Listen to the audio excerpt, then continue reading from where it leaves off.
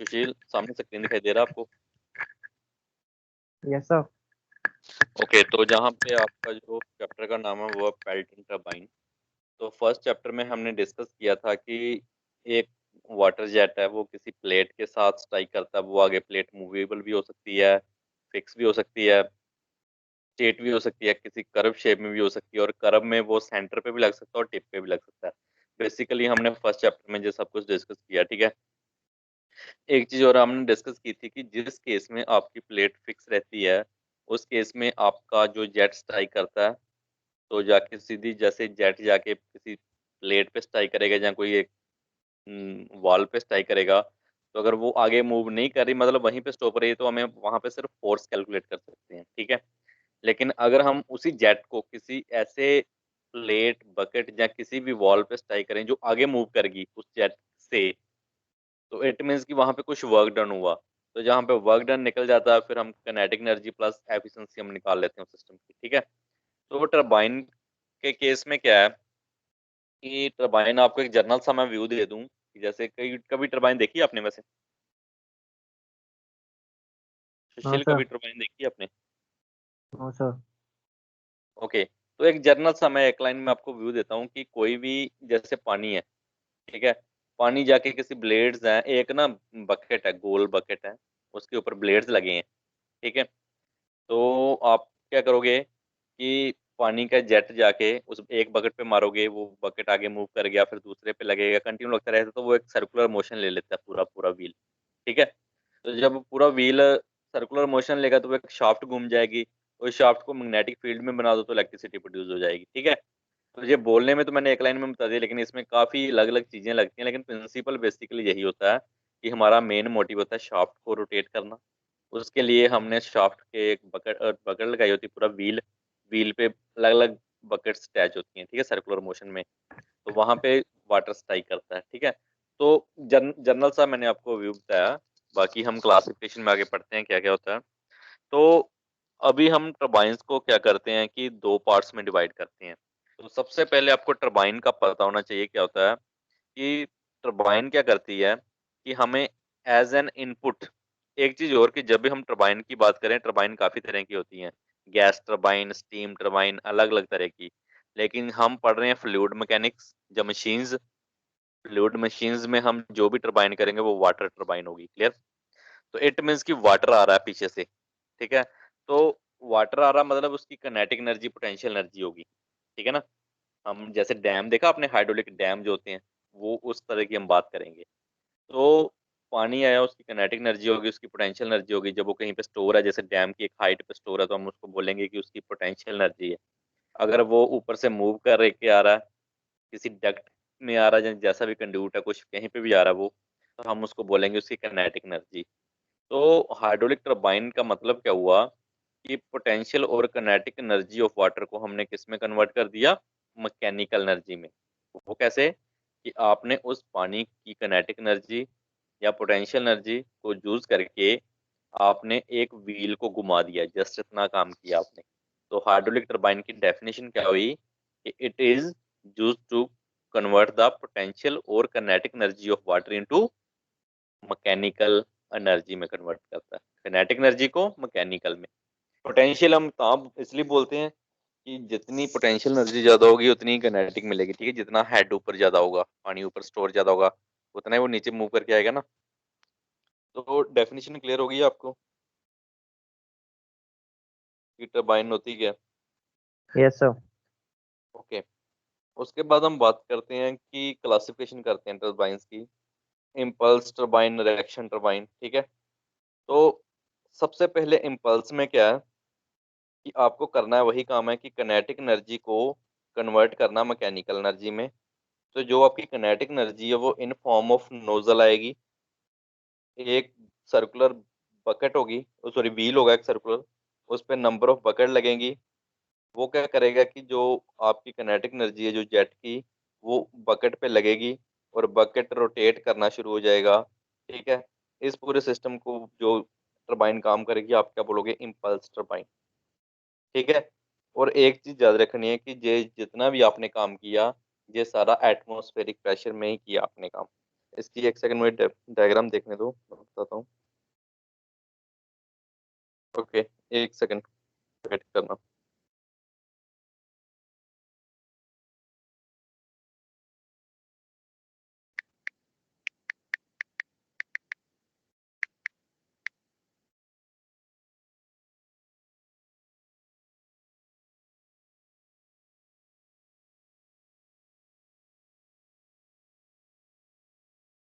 ये चीज दिखाई दे रही है आपको? Yes sir. अभी क्या हुआ, एक नोजल थी, एक व्हील है, व्हील के ऊपर नंबर ऑफ बकेट लगी हैं। इसको जो सर्कुलर है उसको बोलते हैं व्हील।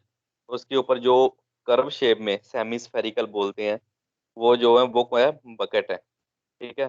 तो एक व्हील पे नंबर ऑफ बकेट्स हो सकती हैं। तो वो जेट है जो वाटर का, वो स्ट्राई करेगा कंटिन्यू, एक बकेट पे, फिर दूसरी पे, तीसरी पे। तो वो एक व्हील को क्या कर देगी, रोटेट कर देगी। क्लियर हो गया? ठीक है। Yes sir. एक डायग्राम हो रहा है, ये डायग्राम देख लो। नोजल, नोजल के अंदर एक स्पेयर वर्ड लिखा हुआ है, नोजल के अंदर देखना। स्पेयर क्या होता है, फ्लो को रेगुलेट करता है जी, कि हमें कम पानी चाहिए, ज्यादा चाहिए, जिस क्वांटिटी में चाहिए, we can control the flow of the nozzle by using spear, SPEER। ठीक है। बीच में जो जिसको मैं व्हील वर्ड बोल रहा हूँ उसको रनर भी बोलते हैं कई बार। ठीक है। और आपकी बकेट एक स्पून की शेप की है। ठीक है। तो आपका जस्ट इतना काम है कि ऊपर पेन स्टोक, पेन स्टोक क्या होता है कि जो एक कंड्यूट होता है कि जहां से आपका ऊपर डैम से पानी नीचे आएगा, किसी हाइट से आएगा। जो हाइट होती है डैम और नोजल के बीच में, वो उसको बोलते हैं हेड। ठीक है, वर्ड याद रखने, कुछ टेक्निकल आगे जरूरत पड़ेगी। हेड क्या होता है, जितना पानी ऊपर हम करते हैं ना, डैम, हाइड्रोलिक डैम हम पहाड़ी इलाकों में ज्यादा बनाते हैं ताकि पानी ऊपर स्टोर हो, और ऊपर से जब नीचे गिराएंगे तो किनेटिक एनर्जी मिलेगी।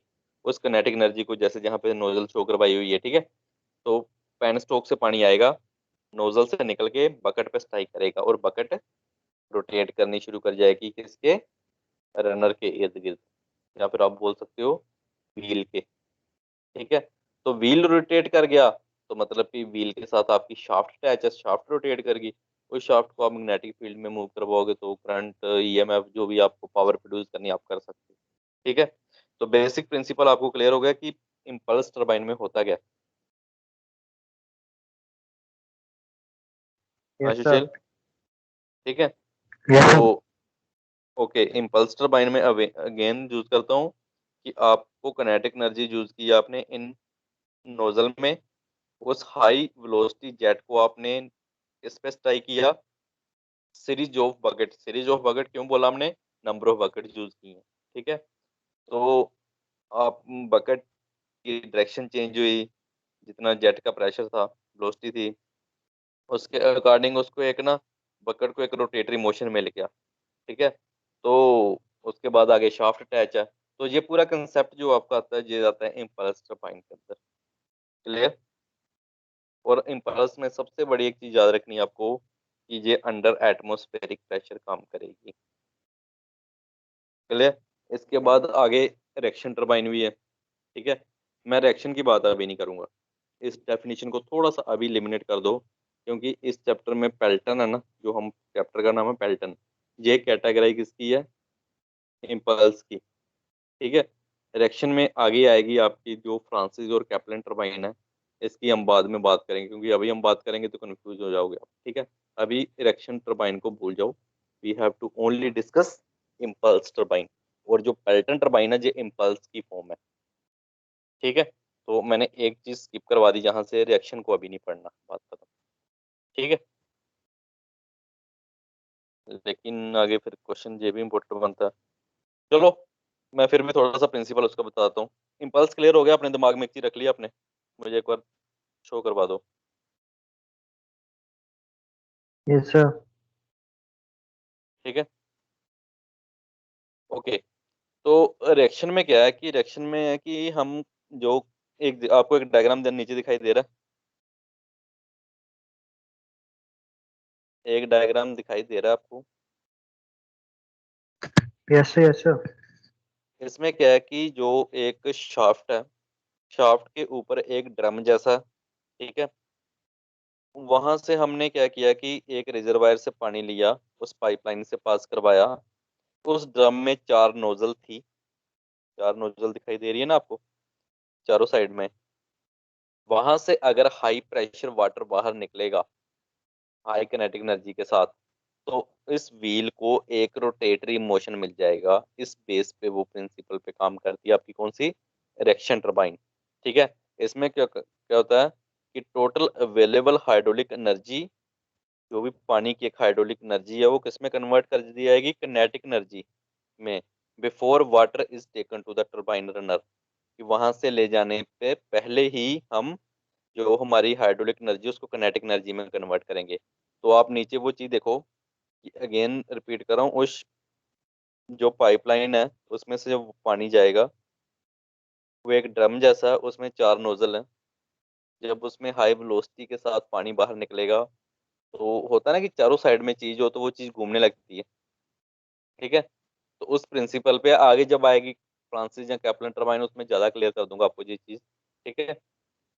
तो नेक्स्ट आ गया आपका जो क्वेश्चन बनता है कि difference between impulse and reaction turbine. ठीक है।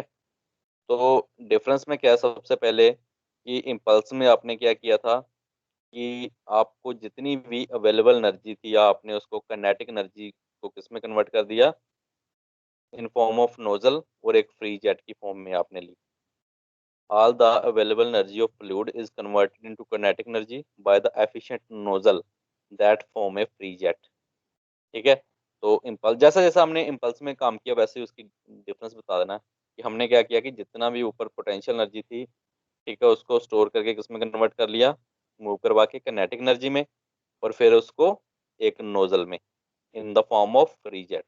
ठीक है। दूसरा इसका जो है कि जो भी हमने, मैंने आप पहले बताया था कि इम्पल्स में जो भी हम काम करेंगे वो आपका एटमॉस्फेरिक पे होगा, एटमॉस्फेरिक प्रेशर पे होगा। क्लियर। तीसरा क्या है कि ब्लेड जो है वो हर टाइम नोजल के सामने रहेंगे। आपने अभी, मैंने आपको डायग्राम बताई थी पीछे, अभी मैं सिर्फ इम्पल्स की बात कर रहा हूँ कि जो भी आपके ब्लेड्स हैं वो इन फ्रंट ऑफ नोजल रहेंगे, क्योंकि अगर नोजल के फ्रंट में नहीं रहेंगे तो नोजल कैसे स्ट्राइक करेगी वाटर को उस पे। ठीक है। तो तीन पॉइंट हो गए कौन कौन से।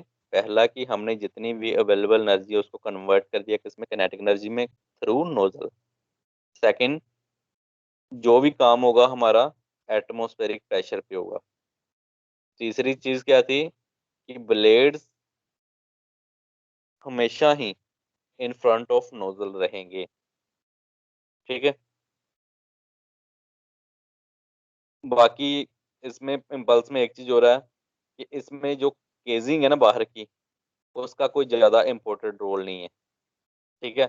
जे सिंपली पानी बाहर स्प्लैश ना हो जाए, या पानी को गाइड करने के लिए कि वो नीचे टेल स्टोक में चला जाए, उसके लिए जस्ट यूज की जाती है केजिंग। इसका कोई एक्सेस में कोई सेपरेट काम नहीं है। ठीक है।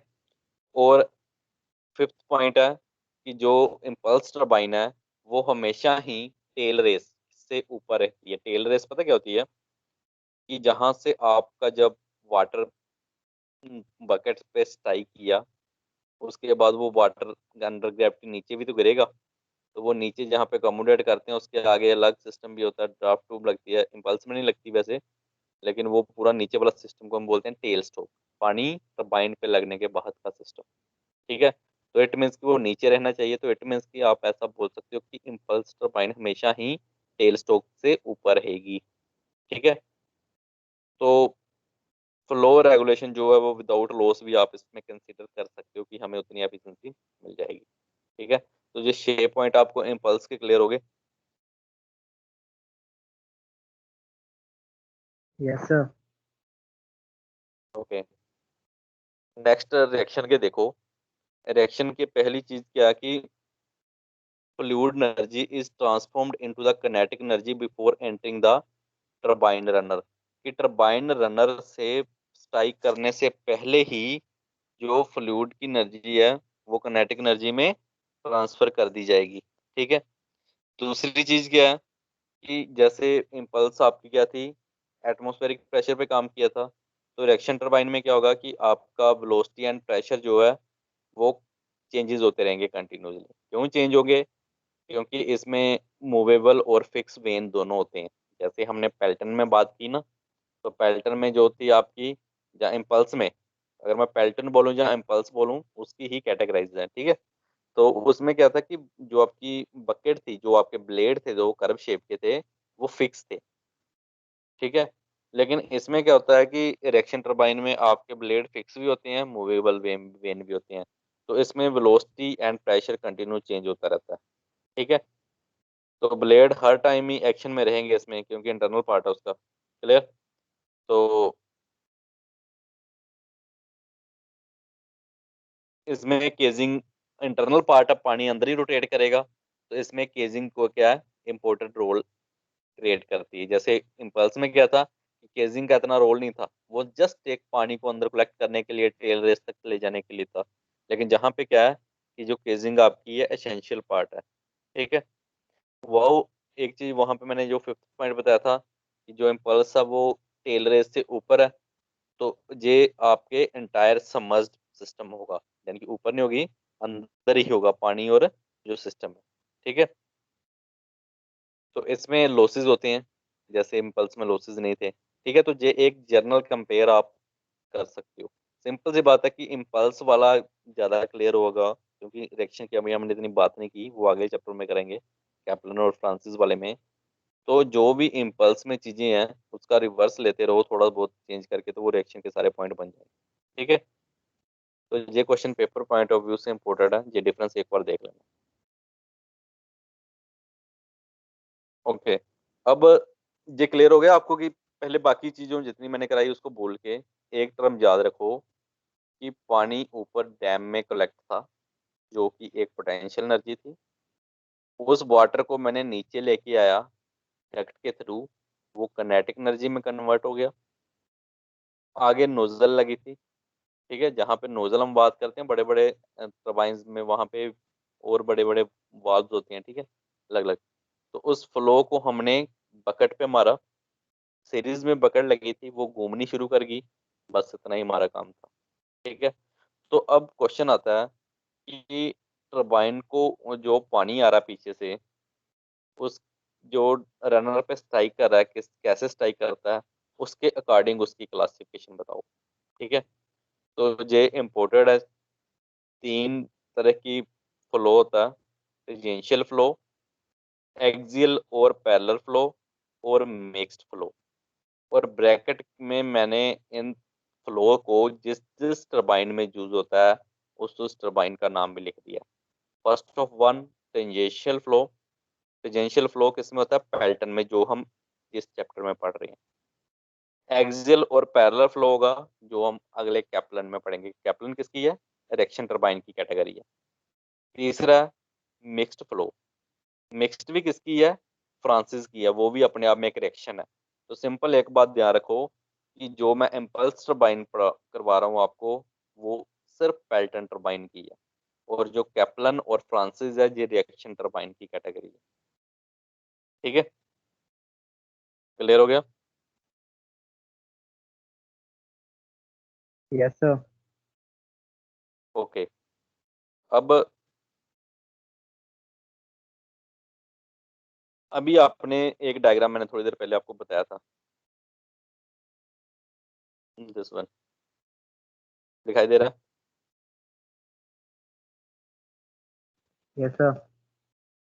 है। इसमें आपका जो फ्लो है, एक व्हील पे टेंजेंट, टेंजेंट समझते हो ना क्या, यस यस सर। एक सर्कल का टेंजेंट क्या होता है पता, हेलो, यस सर। टेंजेंट क्या होता सर सर, है, किसी सर्कल लाइन को से मतलब टच करके जानी, एक लाइन सर्कल के साथ टच हाँ। करके ले जाओ, ठीक है। Yes sir. तो ऐसा ही तो जहाँ पे हो रहा है, जो पानी का जेट है वो बकेट्स पे लग रहा है, तो व्हील से टेंजेंट करके जा रहा है, यस सर। ठीक है, समझ गए ना। तो Pelton wheel tangential flow turbine है, जिसमें आपका जेट टेंजेंशियल पाथ में चलेगा, रोटेटिंग द रनर। इस फ्लो को आप क्या बोलोगे, टेंजेंशियल फ्लो। क्लियर होगी बात। अभी यस सर। उसके बाद कल को हम पढ़ेंगे तो कैप्लन टरबाइन आएगी, नीचे एक डायग्राम है, फर्स्ट वन, वो देखना कि अगर कोई एक्सियल मतलब एक्सिस, एक्सिस समझते हो ना, कि अगर किसी भी तरह में या टरबाइन में जो फ्लो है वो एक्सियल डायरेक्शन में जा रहा है, तो आप उसको क्या बोलोगे? Axial flow. और किस में होता है ये कैप्लन टरबाइन में होता है। कैप्लन को प्रोपेलर भी बोलते हैं। ठीक है, मैंने लिखा हुआ नीचे। तो ये अगर वाटर आपका एक्सियल में आएगा और एक्सियल में निकल जाएगा, मतलब सेंटर एक्सिस में आएगा और निकल जाएगा, तो आप इसको बोलोगे एक्सियल फ्लो। अगर जैसे हमने पहले किया था टेंजेंट पे जाएगा तो टेंजेंशियल फ्लो। और एक आता मिक्स फ्लो। मिक्स फ्लो क्या है? कि जैसे दूसरी डायग्राम देखना नीचे, आया सेंटर से लेकिन निकला कहाँ से? रेडियली बाहर। सेंटर से एंटर किया ना, और निकल कहाँ पर रहा? साइड से। और कई केसेस में ऐसा भी हो सकता है कि साइड से आए और सेंटर से निकले। तो इसमें रेडियल और एक्सियल दोनों होते हैं, तो दैट्स वाई हम इसको क्या कहते हैं? Mixed flow. ठीक है। तो रेडियल में आप क्या बोलोगे? कि जो आपका फ्लो है वो रनर के परपेंडिकुलर एक्सिस में रोटेट करेगा, जो एक्सिस है ना रोटेशन की उसके परपेंडिकुलर रोटेट करेगा। लेकिन मिक्स में क्या है? कि दोनों होगा, एक्सियल भी और रेडियल भी। एंटर रेडियली करेगा और लीव एक्सियल करेगा तब भी मिक्स फ्लो। अगर एक्सियली मूव एंटर करता है और रेडियली आउट करता है तब भी आपका मिक्स फ्लो। तो तीन तरह के फ्लो हैं, आपको क्लियर होने चाहिए।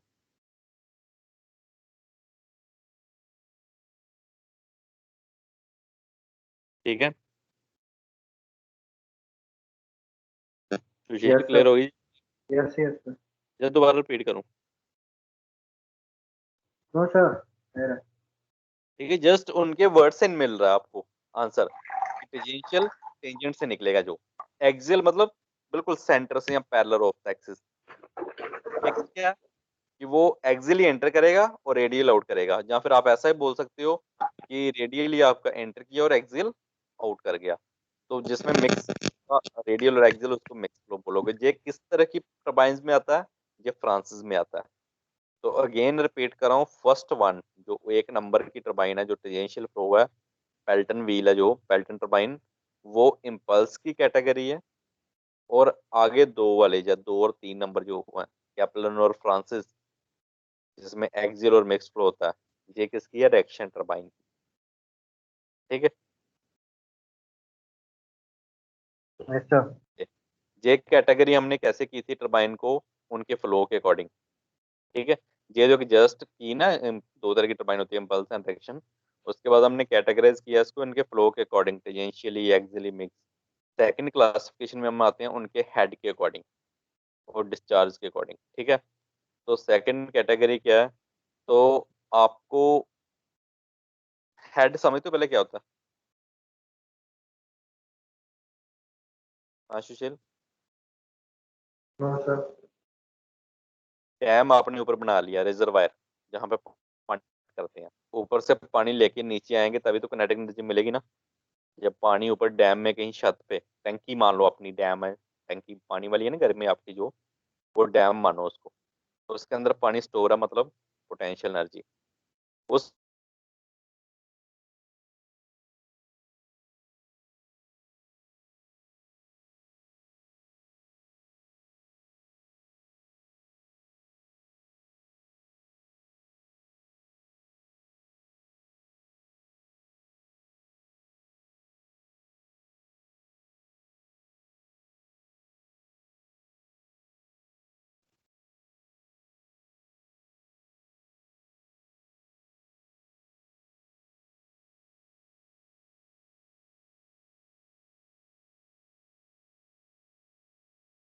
हेलो सुशील, आवाज आ रही? Yes sir. सॉरी, कॉल आ गई थी बीच में। ओके। तो मान लो कि टंकी आपका क्या है, जो घर में हमारी टंकी होती है वो डैम है। नीचे आपकी टैप लगी हुई है, वो नोजल मान लो। तो बीच में जो पाइपलाइन है उसको आप क्या बोलोगे? डक्ट बोलोगे, जिसके थ्रू ऊपर पानी टैंकी से टैप में आएगा। क्लियर? तो एक टैंकी की कोई एक हाइट होगी और टैप बिल्कुल नीचे ग्राउंड पे है। तो टैंकी और ग्राउंड के बीच में जो डिस्टेंस होगा वो आप बोलोगे हेड, बोलोगे उसको क्या बोलोगे? हेड। टैंकी की हाइट जितनी ऊपर है, मान लो टैप नीचे ही है जितनी है, हमारे घर में वॉश बेसिन पे जो टैप लगी है वो एक उसकी हाइट है। अगर मैं टैंकी हमारी फर्स्ट फ्लोर पे है, छत पे, तो वो हम बोलेंगे उसका हेड कितना है, मान लो 7-8 फीट तक होगी, 10-12 फीट तक मान लो। अगर ऊपर सेकंड फ्लोर पे है तो हम बोलेंगे 15-20 फीट तक होगी। ठीक है, जितनी ऊपर जाएंगे उतनी बढ़ती रहेगी। तो इट मीन्स की हेड अलग अलग हम बना सकते हैं। सेम एज टरबाइन में भी, जब हम डैम बनाते हैं और नीचे टरबाइन कहीं पे नीचे फिट करते हैं, तो जो टरबाइन और डैम के रिजर्वायर के बीच में जो डिस्टेंस होगा वो आपका क्या होगा, हेड होगा। तो क्लियर हो गया हेड वर्ड क्या, हेड वर्ड क्लियर हो गया। Yes sir. तो अगर किसी में हेड 250 यानी कि 250 मीटर से ऊपर है, तो आप इसको बोलोगे हाई हेड टरबाइन। अगर किसी का हेड 60 मीटर से लेके 250 मीटर तक है, तो आप इसको बोलोगे मीडियम हेड टरबाइन। और अगर किसी का हेड 30 मीटर या उससे कम है, तो आप उसको बोलोगे लो हेड टरबाइन। ठीक है, तो अगर इट मीन्स कि जो आपका रिजर्वायर या डैम और जो टरबाइन का बीच का डिस्टेंस है वो आप वेरी करवा सकते हो। जहाँ पे आप डैम बनाते हो या पावर हाइड्रोलिक पावर प्लांट बनाते हो, वहां पे जो हेड वेरी हो सकता है। वो कैसे हो सकता है, हमारी ज्योमेट्री कैसी है, कैसे हमने पहाड़ पे कहाँ पे डैम बनाया, कितने नीचे कैचमेंट एरिया लिया, कहाँ पे हमने वो कंस्ट्रक्ट करना शुरू किया, टरबाइन कहाँ पे रखी। ठीक है, तो वो चीजें सारी अलग अलग होती हैं। तो उसके अकॉर्डिंग ही, अगर आपका सिंपल सी बात आपको जहाँ पे याद रखनी है कि अगर आपका हेड 250 मीटर से ऊपर हो, मतलब हाई हेड टरबाइन होगी वो। अगर 60 से 250 मीटर के बीच का डिस्टेंस हो हेड का, तो आप उसको मीडियम बोलोगे। तो अगर आप 30 से छोटा हो, 30 से, तो आप उसको क्या बोलोगे, लो हेड। लेकिन ये तो इनकी डेफिनेशंस होगी।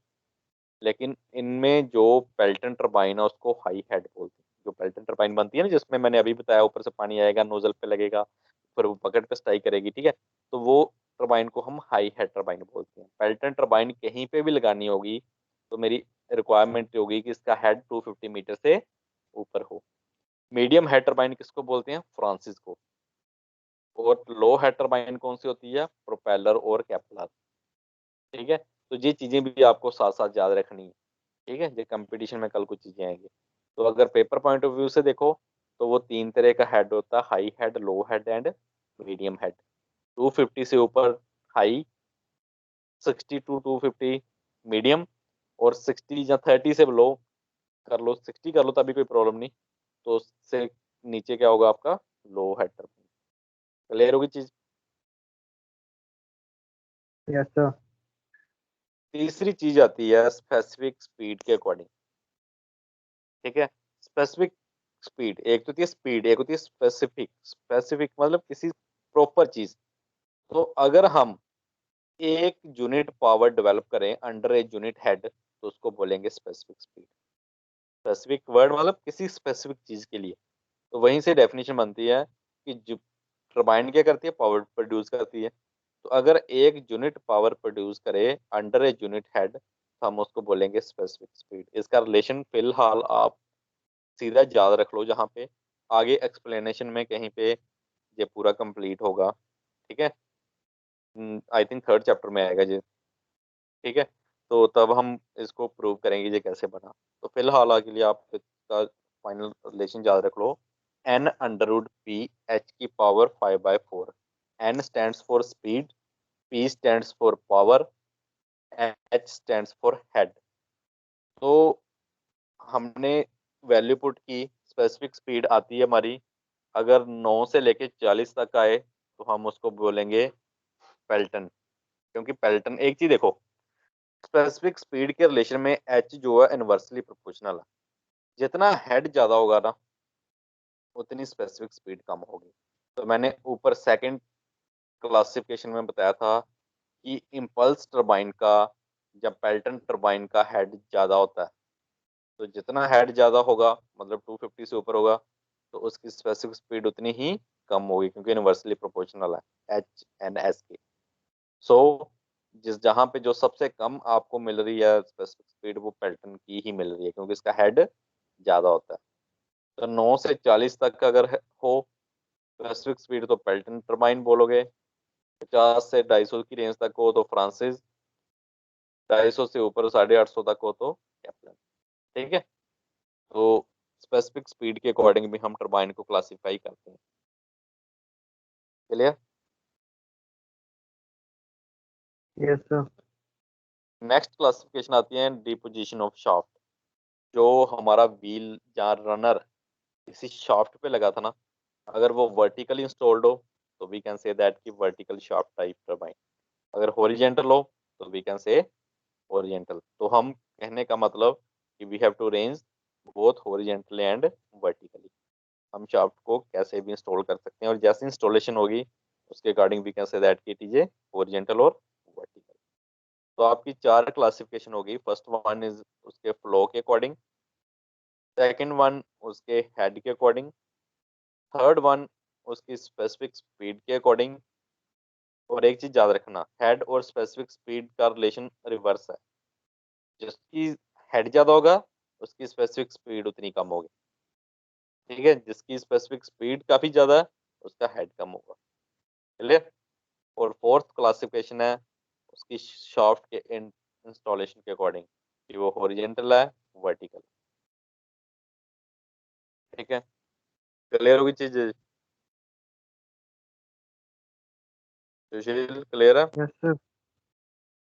Yes sir. Okay.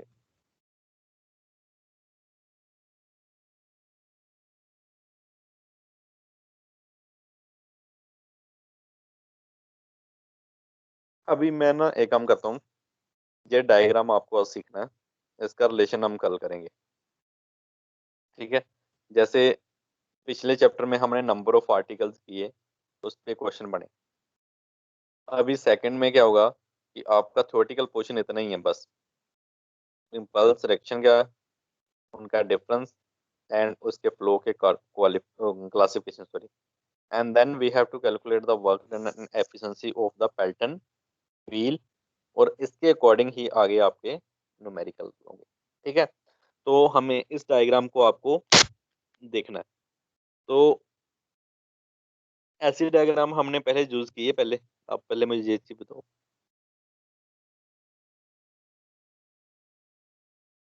यस ये सर। डायग्राम यस कहाँ पे की थी, कि जहाँ पे आपका एक जेट किसी वेन पे टिप पे स्ट्राइक किया था, उसका वेलोसिटी इनलेट और आउटलेट डायग्राम बना था। Yes sir. ठीक है। तो जैसे उसका एक डायग्राम बना था, तो सिमिलर इसका भी वैसा ही होगा। ठीक है। लेकिन थोड़ा बहुत कंस्ट्रक्शन में थोड़ा बहुत फर्क आएगा।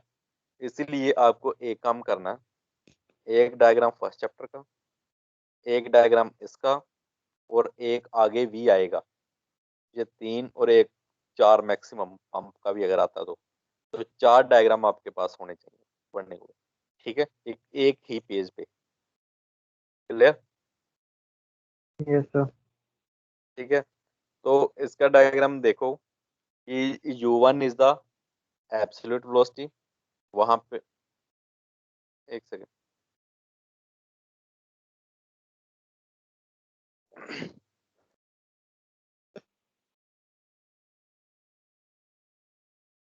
चल एक सेकंड वेट करना मुझे ना, डायग्राम बनाने दो।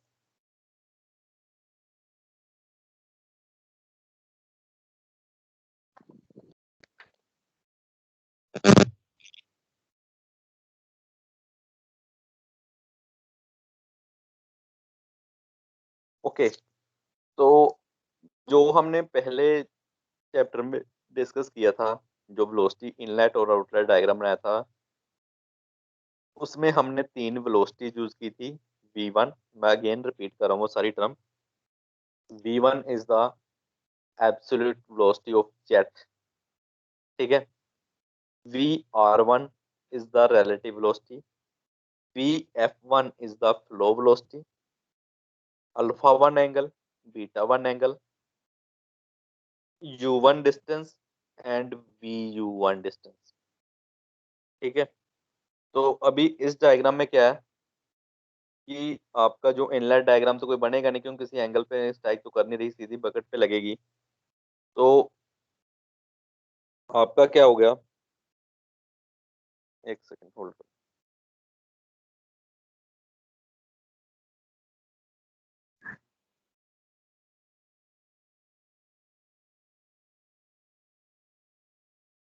कैमरा ऑन हुआ देखना,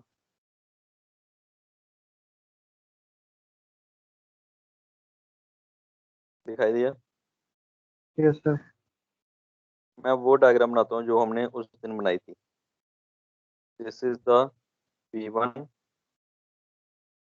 दिस इज द VR1, और this is the VF1 flow one. ठीक है। और U1 VU1। ठीक है, क्लियर। Yes sir. अगर मैं इस लाइन को सीधा करता हूँ, मान लो सीधा स्ट्रेट इस लाइन को, जो ये वाली लाइन है, इसको मैं सीधा कर देता हूँ, तो जहां पे आ गया मेरा VR1, दिस इज द, ये डिस्टेंस खोल के बाहर को आ जाएगा U1, और ये पूरा किसके बराबर हो जाएगा, V1। तो मैं, अगर मेरी व्हील ऐसे है, मान लो जहां पे स्ट्राइक कर रहा है, ठीक है, तो मैंने इसको खोल दिया ना, इस लाइन को खोल दिया, तो VR1 प्लस U1, यानी कि U1 VR1 इसके बराबर होगा जे, इसको अगर मैंने खोल के सीधा कर लिया, जे V1 के बराबर। ठीक है। और अगर मैंने इस चीज को खोल दिया, इसको खोल के मैंने इधर कर लिया, एक लाइन जे बनी, एक जे इसके बराबर बनी, तो ये डिस्टेंस भी क्या होगा, ऊपर जाके,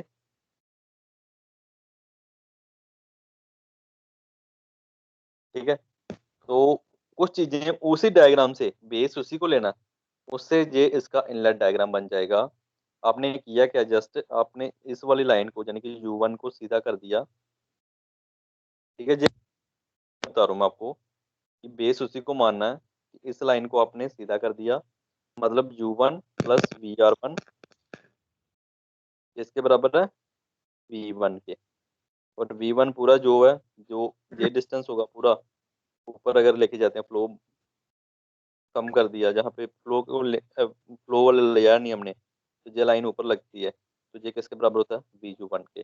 तो एक चीज है कि क्रैम करने से अच्छा कि आप उसी जो पहले चैप्टर में आपने किया था, उसके अकॉर्डिंग ही उसको डिजाइन करो।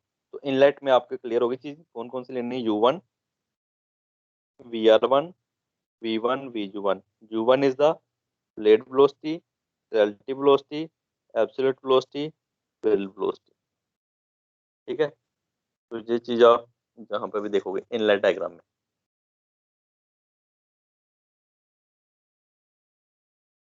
ठीक है।